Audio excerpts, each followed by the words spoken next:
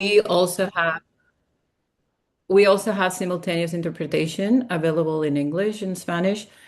At the bottom of the screen, you will see three dots and a globe icon where you can select Spanish interpretation. En la parte inferior de la pantalla van a encontrar tres puntos y un icono de globo donde podrán seleccionar la traducción al español. Today's discussion focuses on a rapidly expanding but still poorly understood aspect of U.S. migration policy, which is the use of forced third country transfers. The U.S. government is increasingly forcibly transferring asylum seekers, individuals granted protection from U.S. immigration judges, long term members of U.S. communities, elderly and disabled individuals to countries that are not their own or they have no connections, such as Mexico, Ecuador, and as far as South Sudan, separating them from their families in the United States. These agreements are also being wielded as a coercive tool to get people to give up their legal claims in the US and have had implications for countries throughout the Americas. And Cubans have emerged as one of the groups sent to third countries such as Mexico's in the largest numbers. Many Cubans find themselves stranded in legal and humanitarian limbo. They're unable to return to Cuba or to the United States, reunite with family, or access protection in Mexico. And all of this is happening at a very fragile moment for Cuba itself, as probably most of you know. Cuba is currently experiencing one of the deepest crises in its modern history. The island is facing prolonged blackouts, severe food shortages, shortages of food and medicine, deteriorating public services, rising repression. We are seeing entire neighborhoods that now organize their daily life around 20 plus hour blackouts a day. And at the same time, we're going through a period where Cuban migration itself has been changing dramatically. Since 2021, more than 2 million Cubans have left the island in one of the largest migration waves in modern history of the hemisphere. And just to mention a few numbers, in 2025 alone, Cubans were the third largest asylum seeking nationality worldwide, with applications rising sharply, not only in the United States, but also in countries in Latin America, such as Brazil and Uruguay and Mexico, and also in Europe. At least 1,379 Cubans were deported directly from the United States to Cuba last year, while thousands more were deported to third countries, mainly to Mexico, but also to countries in Africa. And then we have another phenomenon, which is that more than 500,000 Cubans in the United States currently remain in legal limbo. Their immigration status is uncertain. And as you know, for decades, many Cubans migrated with the expectation that if they reached the United States, some pathway toward legal stabilization would eventually emerge through special migration policies. But that framework and that different policies for Cubans has disappeared over the last decade. First, with the end of the wet food, dry food policy under the Obama administration, then the Biden administration later created the Humanitarian Parole Program, the CHMB, that benefited more than 130,000 Cubans.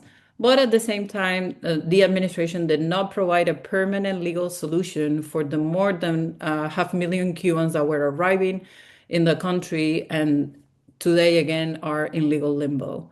And so, what we're facing today under the current administration is that virtually all legal pathways for Cubans to migrate or to stabilize their status in the US have been restricted or suspended.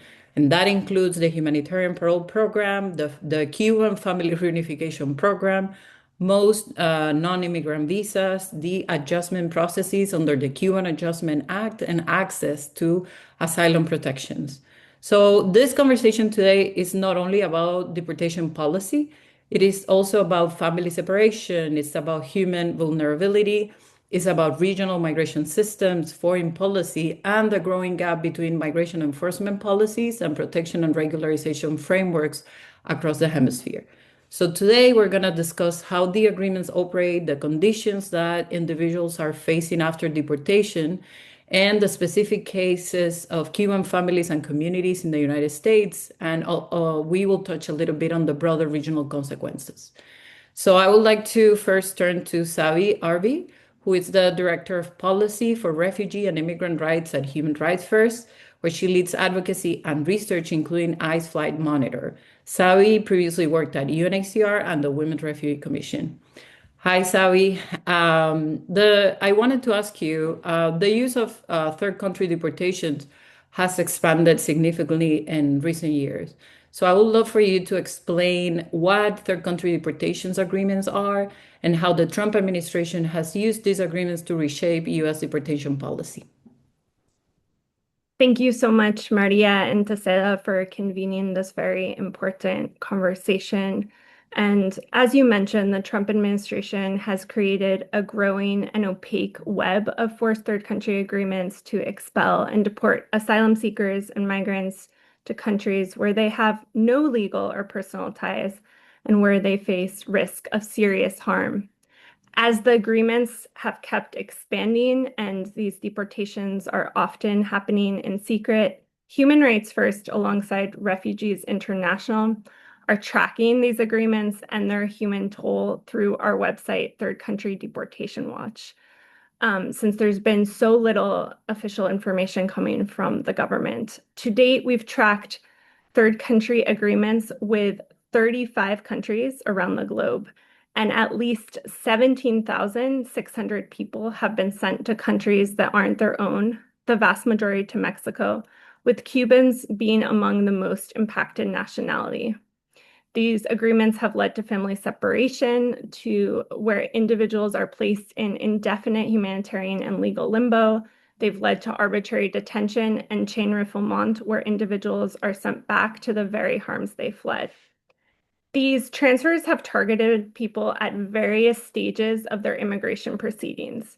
So this has included asylum seekers whose cases have not yet been heard by a U.S. immigration judge, people with final orders of removal who have lived in the United States for decades, and individuals who have been granted withholding of removal or protection under the Convention Against Torture. These transfers affect far more than the people actually sent to third countries. They also instill fear across immigrant communities in the United States and coerce people to give up legal claims. And it's important to note that there are several different types of agreements that you'll hear about today, and each particular country context and the human impact is distinct. And so to break this down, Third Country Deportation Watch has categorized the agreements into 4 different buckets that I'll go over right now. The first is arrangements with third countries to incarcerate forcibly transferred people in prisons. And we've seen these types of arrangements signed with the governments of El Salvador, where hundreds of Venezuelans were disappeared to the Secot prison last year. Also with South Sudan and to Eswatini, where some Cubans have been sent, raising serious human rights concerns. Last fall, a Cuban man who had been sent to Eswatini went on a hunger strike for a month until he started showing signs of organ failure to protest the conditions of his detention in Eswatini, including his ongoing confinement and lack of access to legal counsel. So that just shows kind of some of the deep concerns with these sorts of agreements. The second type of arrangement is those for temporary transfer before onward return to home country. And in many instances, this has included arbitrary detention. And we've seen these agreements signed with various different countries, including Cameroon, Ghana, and the Democratic Republic of Congo, where various Latin Americans granted protections by U.S. immigration judges have been sent. Such arrangement has also been signed with the government of Costa Rica, where just yesterday, a number of Latin Americans were also sent as well. The third category is the asylum cooperative agreements or attempts at safe third country agreements, where asylum seekers in the United States are transferred to another country to purportedly pursue an asylum claim there. And these agreements have been signed with Belize, Guatemala, Uganda, Honduras, Paraguay, and Ecuador. And the Trump administration has used these agreements to refuse to consider on the merits asylum applications. And as of April, it's done this with 18,000 asylum applications, according to data from Mobile Pathways. And then after refusing to consider on the merits asylum applications, it orders the removal of individuals to third countries with which the United States has signed these asylum cooperative agreements. And this tactic seems aimed to throw out large numbers of asylum cases without consideration of the persecution or torture people fear. And again, as we've said before, to coerce people in need of protection to abandon their claims rather than face an order of removal to a third country, and also to deter people from seeking protection in the United States. The administration has done this with 1,700 Cubans who have had their asylum application refused to be considered and now remain in limbo in the United States, knowing that they could be sent to one of the third countries I mentioned. And we know that a few dozen Cubans so far have been sent to Ecuador through such an agreement. And finally, there are other types of arrangements that include various aspects of the three other types that I've mentioned so far, and these may include detention and onward transfer. And such an agreement is in place with the government of Mexico, and you'll hear a lot more about the agreement with Mexico today from my other colleagues. In terms of foreign policy, this growing network of agreements has in many ways reshaped US foreign policy priorities. It has the clear aim to make countries around the globe complicit in the Trump administration's mass deportation and detention campaign, which violates due process. Over the past year and a half, the administration has directed the US diplomatic corps to prioritize its cruel and lawless deportation agenda over urgent human rights concerns, as well as over cooperation in addressing the immense needs of refugees and migrants worldwide. Instead of fighting back against corruption and human rights abuses, or focusing on a number of other pressing issues, the current administration is signing these third country transfer agreements with authoritarian leaders and also coercing partner governments. Beyond their cruelty, these agreements represent a transactional foreign policy driven by xenophobia that undermines international protection systems and erodes human rights norms globally. We've seen the Trump administration use various tactics to pressure other countries to sign these agreements.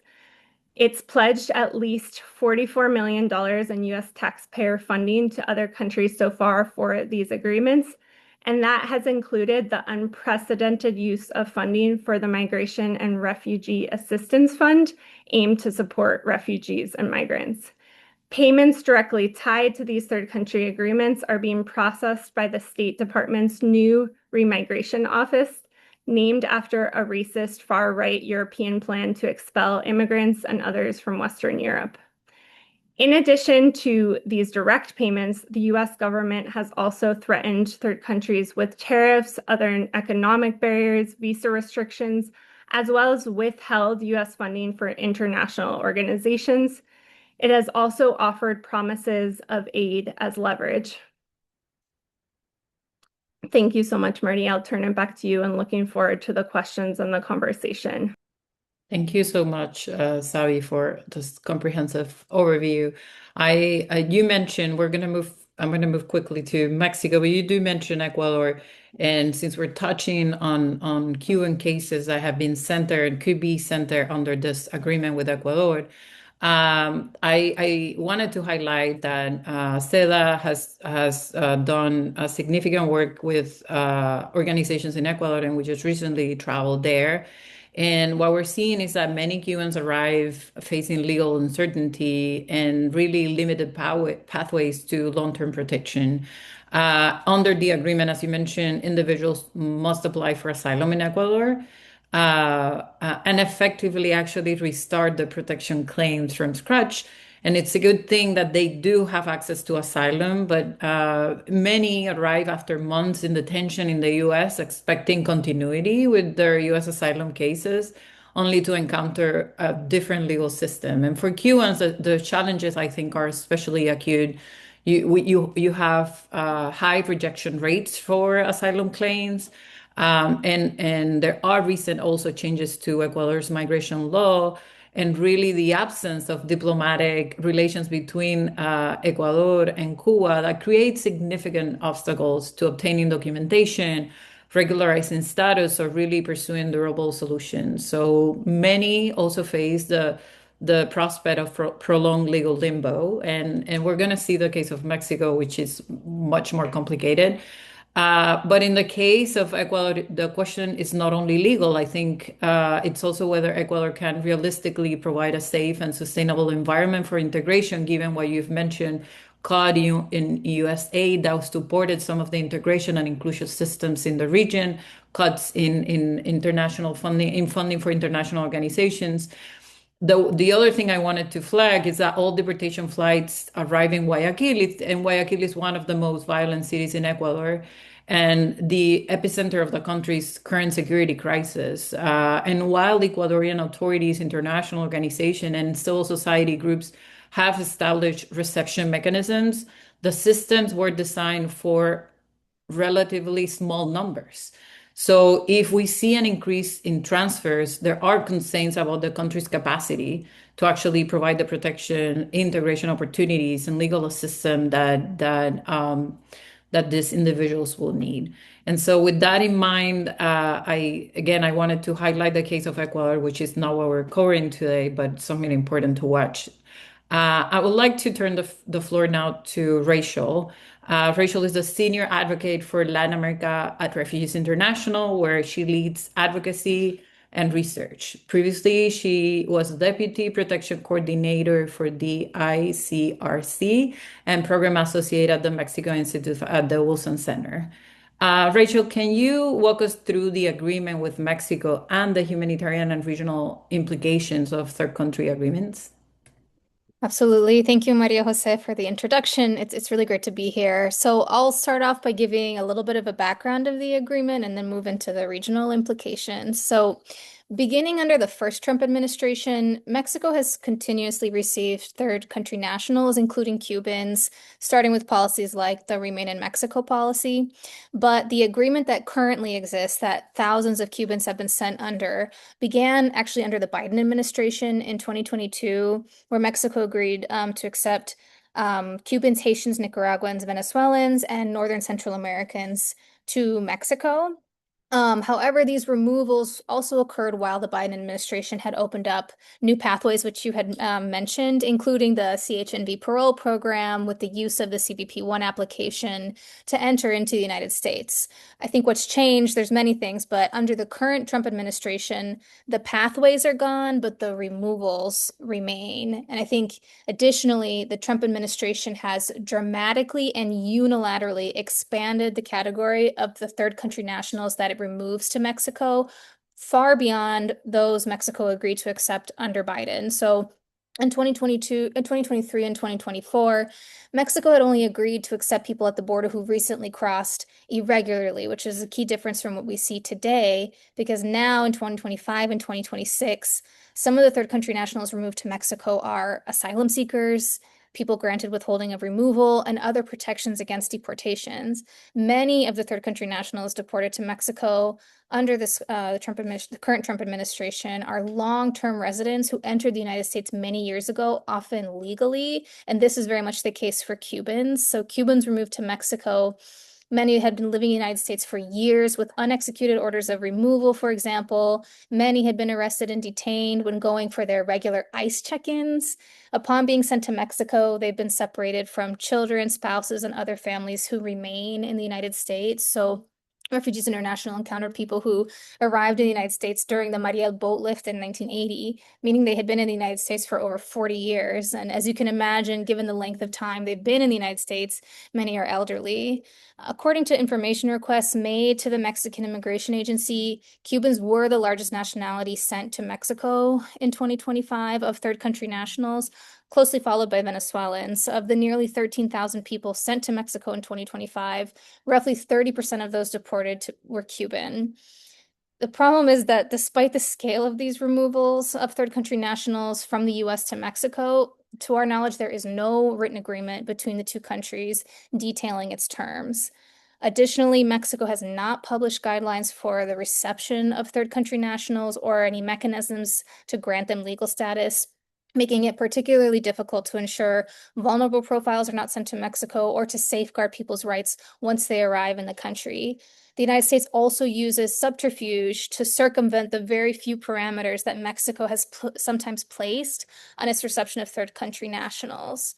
Once in Mexico, the Mexican Immigration Agency, the INM, buses the vast majority of Cubans and other third country nationals from the border more than 2,000 miles south to places like Villahermosa or Tapachula or Palenque. These are areas of the country that have less work opportunities and can be dangerous for third country nationals who arrive without any networks of support. The busing practice, in particularly for the elderly, is inhumane and with a journey of over 40 hours violates Mexico's 36-hour detention limit. Because of increased immigration enforcement and lack of access to asylum, which other panelists are going to talk about much more in depth, and other meaningful pathways, Cubans and other deportees are left to languish in southern Mexico in a quasi-stateless limbo, with some saying they're left there to die. And I think the regional implications of this cannot be understated. First and foremost is, of course, that the harm it causes to those subject to these agreements, which my fellow panelists will elaborate more on in Mexico, but these harms are lasting. The trauma they cause is real to so many individuals. And these agreements are present in over a dozen countries in Latin America and Caribbean, as Savi had mentioned, meaning that the implications are far-reaching. I think second, these third country deportations are not occurring in a vacuum. They're happening at the same time that cuts to US foreign assistance that provided critical support to both asylum systems in the region and humanitarian support and legal assistance programs have been slashed.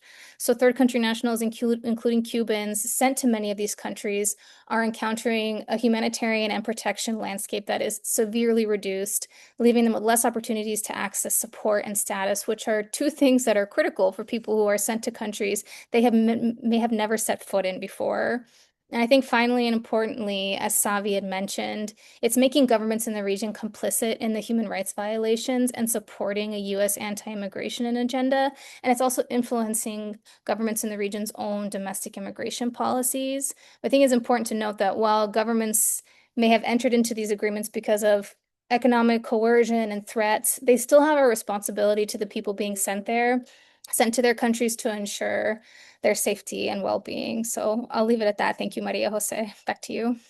Thank you, Rachel. And I would like to go back to the responsibilities of those governments that have signed into the agreements.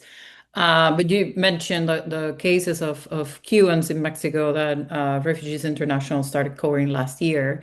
And it's been 1 year after the first documented deportation. So I'm going to move to Alcira.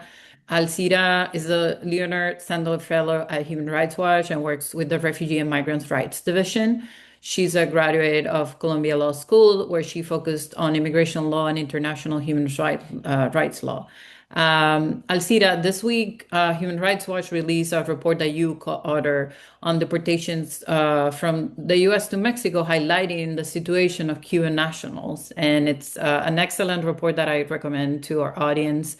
1 year after the deportations, what is the legal status of these individuals in Mexico? And if you could share some examples from the report that illustrate what Cubans that are being deported to Mexico are facing on the ground, that would be great. Thanks. Thank you, Jess. Thank you, Maria Jose, and thank you, CEDA, as well, for organizing this and for everyone else who's here. So we released a report, Casting a Society to Die, earlier this week, and it's based on field research in Villahermosa, in Tabasco, and Tapachula, in Chiapas, where we interviewed over 50 individuals, including 41 Cuban men. So, as our report documents, individuals deported to Mexico have no avenue for durable legal status there. Upon deportation, Mexican immigration officials advised them to apply for asylum with COMAR, which is the Mexican Refugee Agency. But as Rachel kind of alluded to, COMAR is an under-resourced bureaucracy that is slow and saddled with procedural requirements that make it very difficult for these people to access asylum or any sort of similar protection. So Mexican law dictates that asylum claims must be processed and resolved within 45 days, extendable up to 90 days under extraordinary circumstances.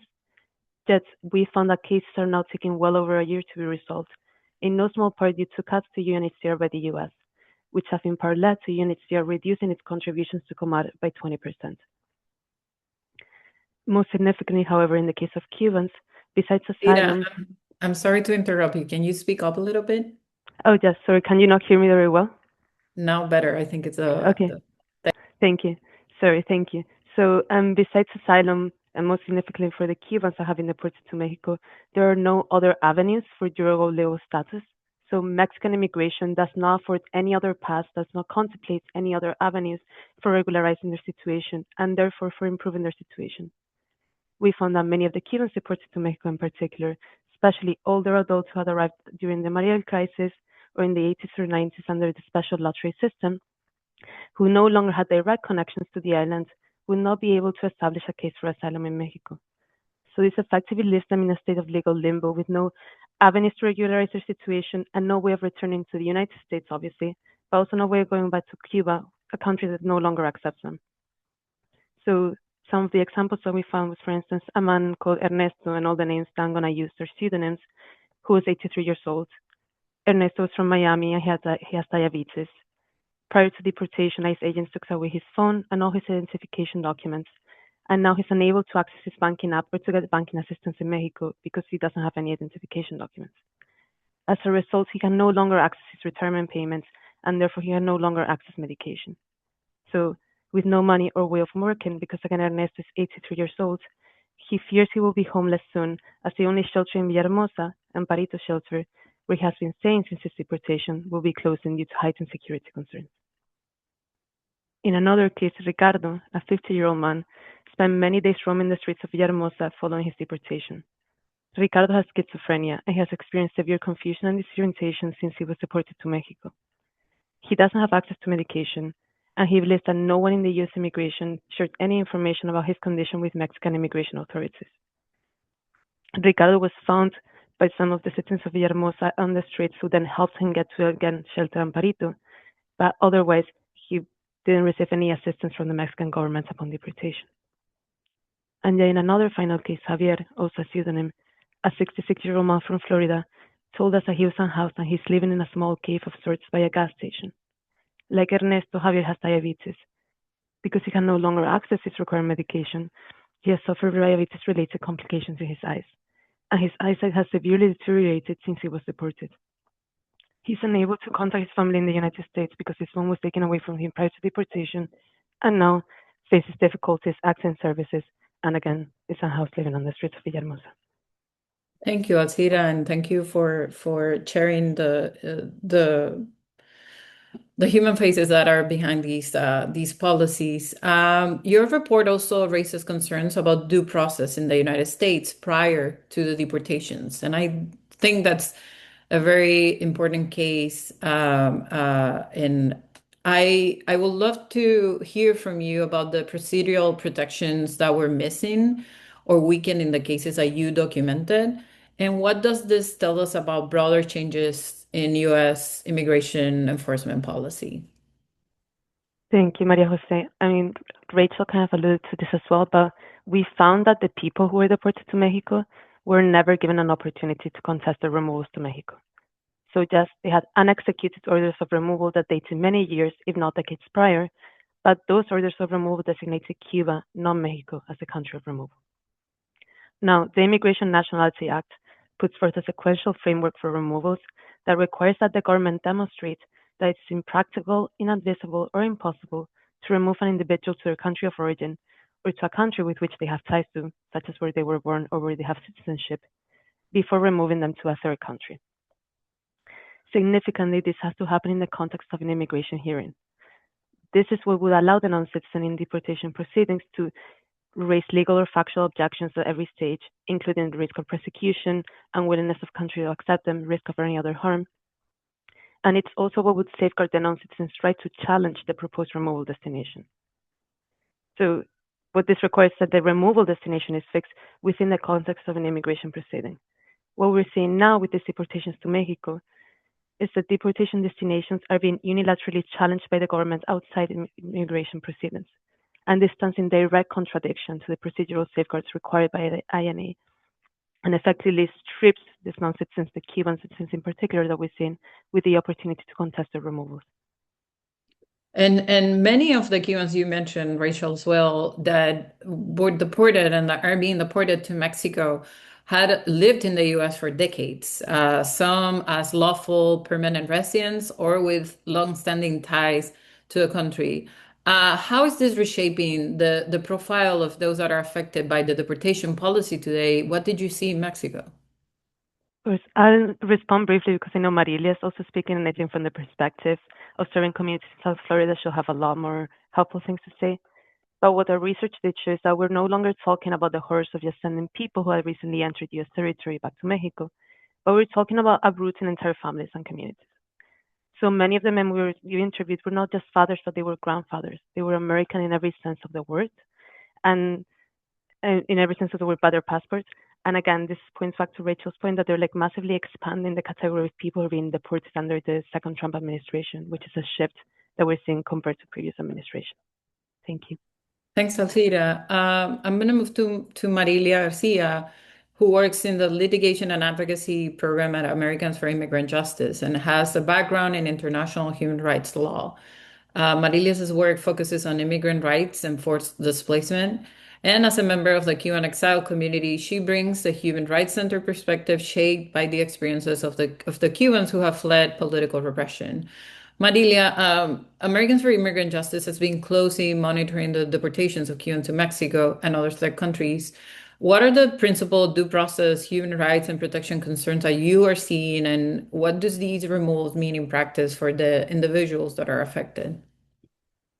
Thank you, Maria. For 3 decades, Americans for Immigrant Justice has represented and advocated on behalf of non-citizens from around the world.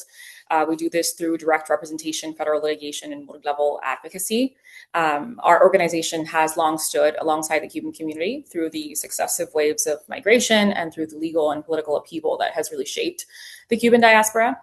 When we speak about the Cuban community, we don't speak about it as a policy category. We speak about our families, our neighbors, and generations of people that have really shaped South Florida and this country. The reality is that in the past year alone, the United States has removed as many as 6,000 Cubans to Mexico under what the federal government described in court as standing but unwritten arrangement with Mexico. Roughly 6,000 people, many of whom are longstanding members of the South Florida community.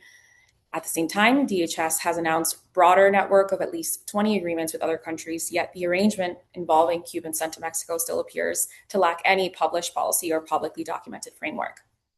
Third country removals still carry legal obligations under Article 3 of the Convention Against Torture and the Inter-American Commission on Human Rights Resolution 419. The United States cannot avoid its non-refoulement obligations by sending someone to a third country. When Cubans are transferred to Mexico without meaningful notice or basic safeguards, they're left exposed to return to persecution, coercive contact with the Cuban government, or other serious harms that really raises concerns of indirect or chain refoulement. As part of our work, we are closely monitoring the removals to Mexico, including the case of a man named Laudel Camacho, a former political prisoner in Cuba who spent years in prison for his journalism and activism.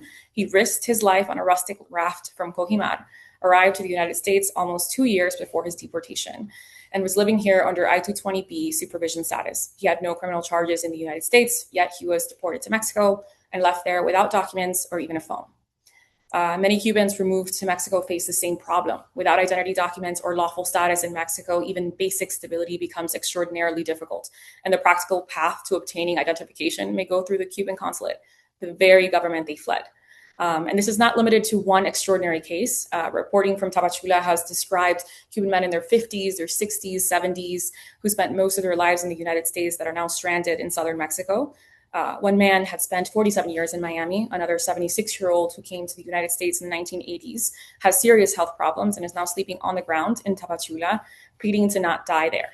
Another was taken via ICE while working in his office as a department manager over a 25-year-old sanction for which he had never served time and for which he had already actually received a pardon.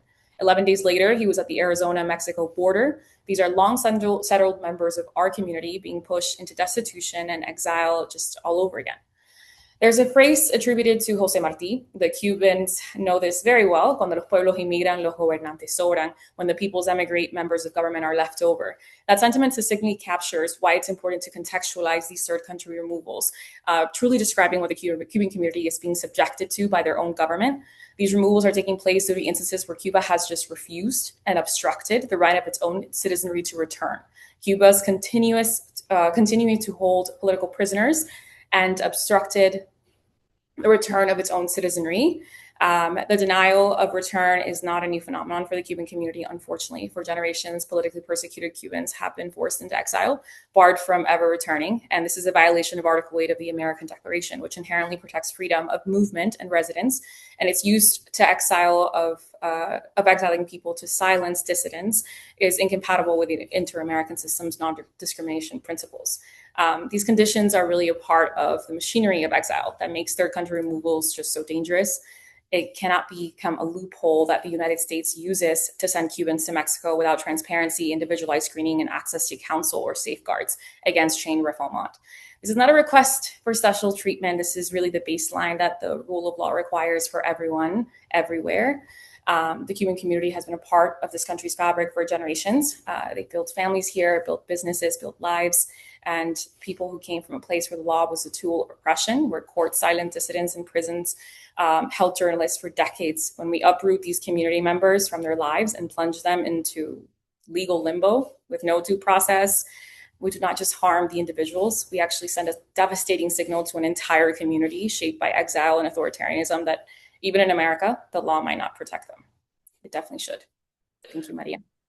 Yeah, and a lot of these policies can feel abstract until we hear directly from affected communities, and that's why I appreciate the work that you all are doing to sort of uplift those voices. But from your perspective, Marilia, what can you tell us about the experiences of Cubans in Miami who have been sent to Mexico? Absolutely, Maria. What we're getting from the Cuban community is just a sense that these removals are really tearing people apart from their families, from lives that they've lived for years. And, we actually had a case of someone that was deported to Mexico, came to the United States as a child, reported to ICE for more than 20 years. And during a routine check-in, they were taken and sent to Mexico. His partner was left behind to essentially keep their business going alone. And he was left in Mexico without papers or any kind of legal status.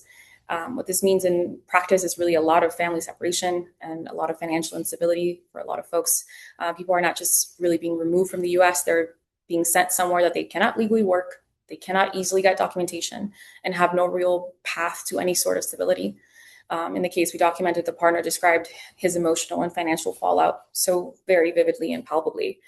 Sudden preparation, loss of income, the burden of trying to support someone stranded in Mexico now from afar. And how has the Cuban diaspora responded to this situation now?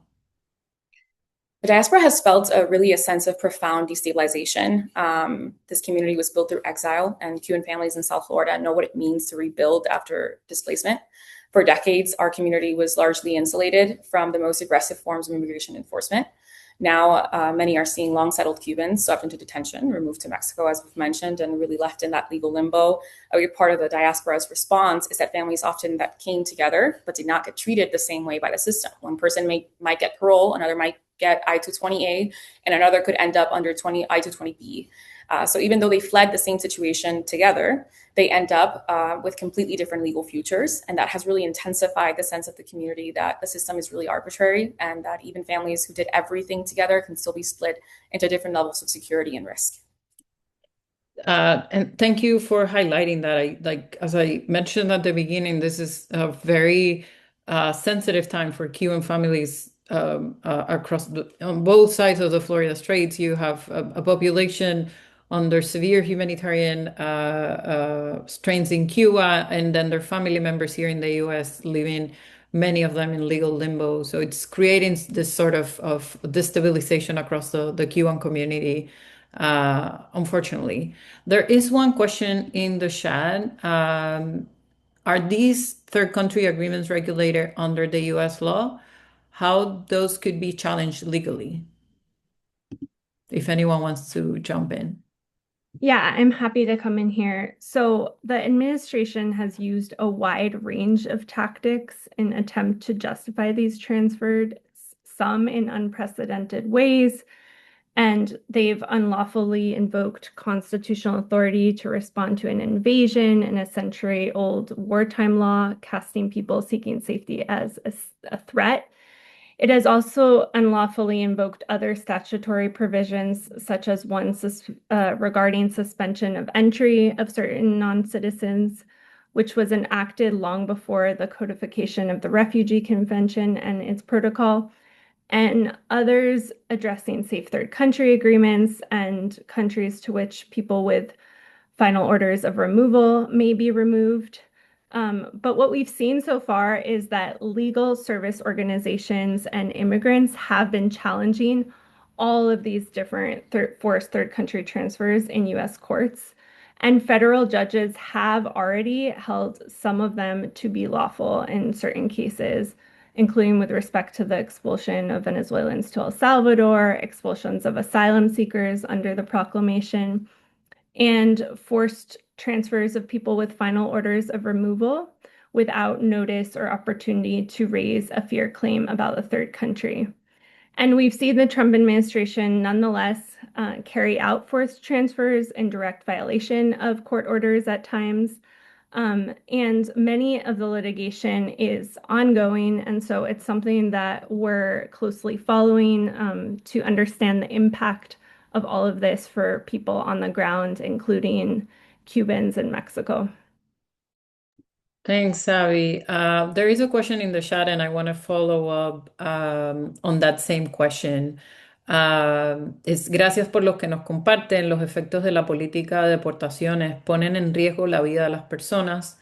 Es evidente el rol que ha jugado Estados Unidos y los opacos que son los acuerdos. ¿Qué se podría hacer en los países de recepción? So, as these third country deportations become more common, I would add that what would be a responsible regional response, and what role should receiving governments and also the international organizations play in protecting the rights and the well-being of those that are affected? I can jump in on this, Maria Jose, and share some of the recommendations that we have in our report, particularly to Mexico, and then maybe we can discuss regional implications a bit more. But for instance, something that we see in Mexico is like we're asking Mexico to comply with like the obligations that they already have under their own national laws, and also to again to amend their immigration law to provide a durable path to status.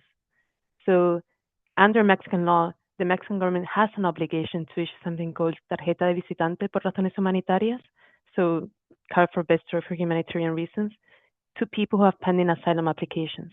And those cards will give those people access to healthcare, access to employment, access to essential services that would significantly support or like help individuals deported to the south of Mexico as they continue to navigate their deportations. In 2023, the Mexican government stopped issuing these cards, even though the law was not amended to reflect that. And we're now calling, one of our recommendations is they should start reissuing those cards and also again amend the law so that asylum is not the only durable path. Similarly, and this is more like humanitarian response, the Mexican government currently has reception mechanisms for Mexican nationals who are deported to Mexico.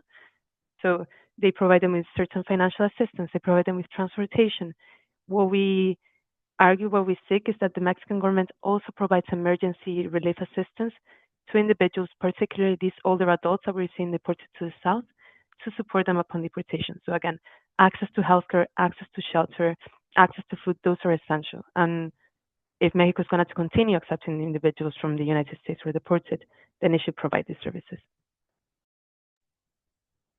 I just also wanted to jump in to complement Alcida's great points on Mexico and regionally. I think also for Mexico, I think regionally in general, what we would love to see is that all the governments say, no, we're not going to enter into these agreements because they violate our domestic laws and they violate the American Convention and the Convention Against Torture and several other conventions that regional governments have signed on to and are party to. I think, unfortunately, that's not quite the reality that we are seeing. Again, as Savi and Alcira and Marilia and others have mentioned, these agreements have been entered into under in coercive nature with the promise of economic support, etc. And so I think one way that the region should be responding is also looking at how to, if they are going to enter into these agreements, which again they shouldn't, but how to kind of mitigate harms as much as possible. So I think in one instance, if we look at like the case of Mexico, I'll use just because we've been talking about that. So the Mexican government, the Mexican Foreign Ministry, when it agrees to the list that the United States government sends to Mexico, they should have more say in the parameters of who they will accept or not accept.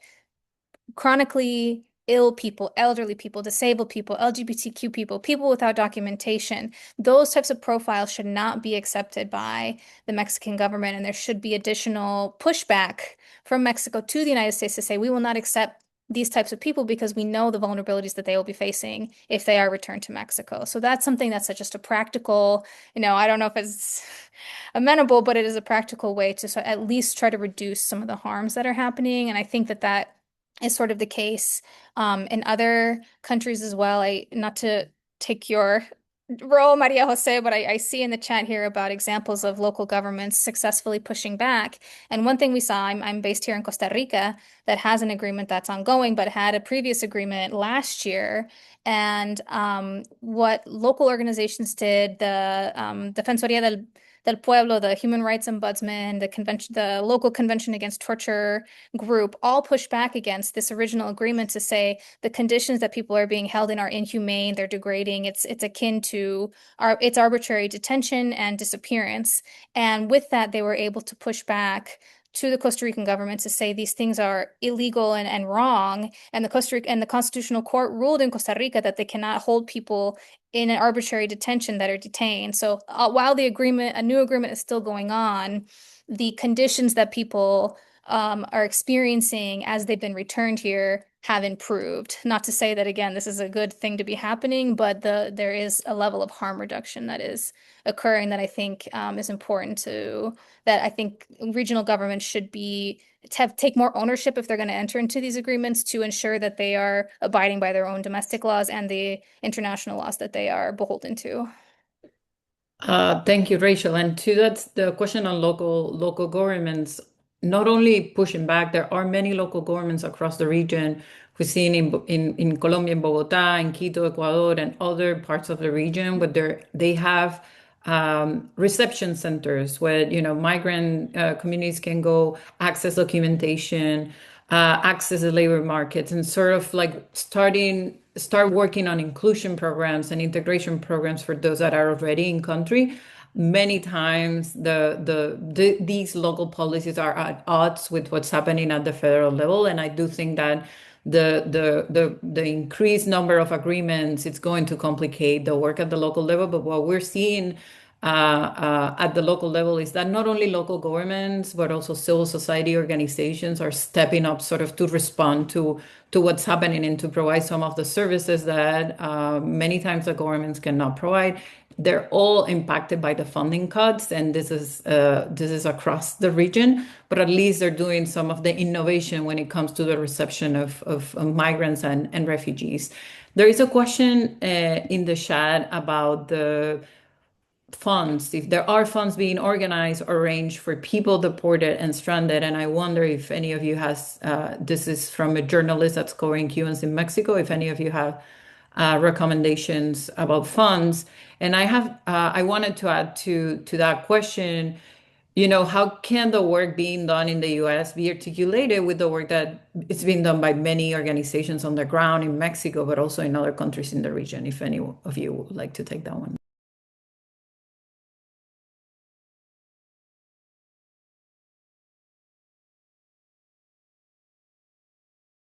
I can come in on the second part of the question. I think, in the United States, we've been trying to unpack these agreements and how they relate to US law.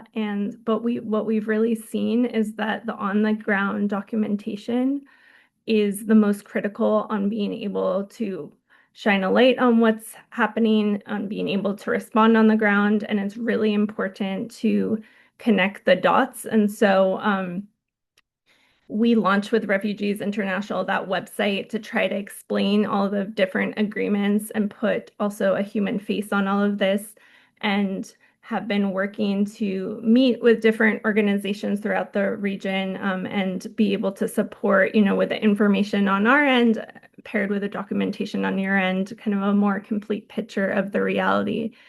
I think what concerns me and keeps me up at night is how much we don't know that's happening. People are being put on buses for 3 days and sent to southern Mexico. And luckily, my colleagues have been able to interview some of them, but there are many people who are not being interviewed who might then go on to be sent, on to their home country where they had fled persecution and the like, or just lived in, homeless on the streets. And so that's very concerning.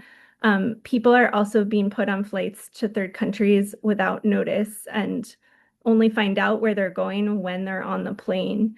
And oftentimes are being put on flights with deep, nationals from that exact country, and then so and arrive and are just being invisible. Where there's so much we don't know about the impact, and really, glad to keep working together and strengthening our collaboration to keep pushing back on these agreements. Thanks, Abby. And I don't know if it's been pasted in the chat, but I know the website that Human Rights First and Refugees International has put together has some resources and legal resources as well. So to that question, I would just recommend going there if someone can paste the in the chat. Thank you, Rachel. Yeah, we have resources for attorneys in particular. And so if there are attorneys in your community, we have advisories on all the different types of agreements. There is a similar question in the chat, I think the last one. How can organizations on the ground in Mexico collaborate with your organizations and institutions in your advocacy and legislative campaigns? I don't know, Alcira, if you want to cover. Thank you. I think partnership with organizations on the ground, at least for our research, is absolutely key in terms of understanding, the organizations on the ground are the ones who are seeing there immediately and effectively what's happening from the beginning to the end. So for us, when we were conducting research, understanding the changes that they had seen, the connection that they had to the deported community, the challenges that they thought were most important to address was specifically important. One of the organizations, and I think both Refugees International and Human Rights First have also worked with them, that we collaborated with, which is IMUME, the Institute for Women in Migration. They do an absolute excellent job, number one, in getting access to government institutions that maybe we couldn't have gotten access to as directly as they did due through their connections, and sharing that information with us. I think for us conducting the research, the idea is putting the stories at the forefront, and also uplifting particularly smaller organizations that maybe don't have the platform to bring a light or shine a light into what's happening, using our platform to uplift their efforts. And I think in order to push the needle for there to be change, but at the local level in Mexico, and kind of bring awareness to what's happening there, because I think also in Mexico there's not as much awareness as we would think there is. And to push the needle in the United States, it has to be a continuous collaboration. It cannot be just a touch and go of analyzing what's going on and then moving on. So I think just continuing this conversation and continuing to push even once the report has been released, obviously. Thanks, Alcira. Savi? Just to add that Refugees International, Human Rights First, Americans for Immigrant Justice, and other organizations requested a hearing before the Inter-American Commission on Human Rights in March about all of these different agreements. And a big focus of that hearing was on Mexico, and a partner organization, DIA, that's on the ground, testified about the impact in that hearing, for third country nationals sent to Mexico in particular. And Haitian Bridge Alliance talked about the impact on Haitians. And so I think one effective advocacy strategy is working between groups in the United States and groups in the region to use these regional mechanisms. And the international IHCHR has come out with very strong statements condemning these agreements, and we're really looking forward to engaging with them further and just welcome collaboration with more and more countries in the region as these agreements continue to be signed with new countries as well. Thank you, Savi.